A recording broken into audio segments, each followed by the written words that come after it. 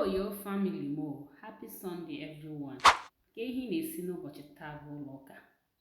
Nwanne m na nwanne m. Have you ever tried making Nigerian stew with only tomato paste and crayfish? If you haven't tried it, trust me, you have to give it a try. Remember, this period, tomato is very expensive. Trust me, this will give you the same vibe tomato will give, fresh tomato will give you. I started by heating up my oil and I added my bay leaf. After adding my bay leaf, I add my onions and allow it to stir for some time. At the same time, when I add onions, I added my stock cube, I add curry, I add thyme, and I allow it to make sure that the flavor enter the oil. Then at that point, I added my tomato paste and I started stirring it. I discovered that the oil wasn't enough. I added much groundnut oil. Trust me, Nigerian stew without groundnut oil, it's not stew. So after that, I cover it and allow it to cook. And this is it. See how it is boiling, it is cooking. At this point in time, trust me, the kitchen is already giving a vibe in that kitchen, telling you that this thing is Naija stew. One name at this point, mgbe ushikwa ya, hapukwa ya ko we sequence for some time. We sequa, okay, I'm happy here for some time. Notokwa mmepe ya. At this point, I'm seeing man also because I discovered that na manu tiri adre enough. Actually, I'm seeing no kutu manu, but they discovered that manu adre ya, imana granite oil the manu stew. It's a stew get this water, manu ga potia, so that ona abo manu we no reach. Yetago, waiting granite oil and we happy we push a corner above ma. And I allow it to boil for some time.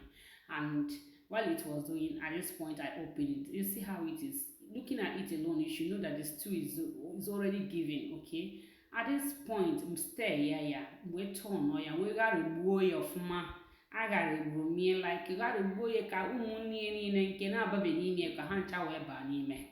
At this point, I'm easier my spices. Here I have a mixture of curry, thyme, stock cube, little chili, and bay leaf. We take out the hancha on Kam carry charia yetago.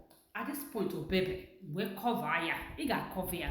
Ka spice ya itiri we bani me the tomatoes. Go we si bani mi ka oto ya adrego di che yetago. We cover ya.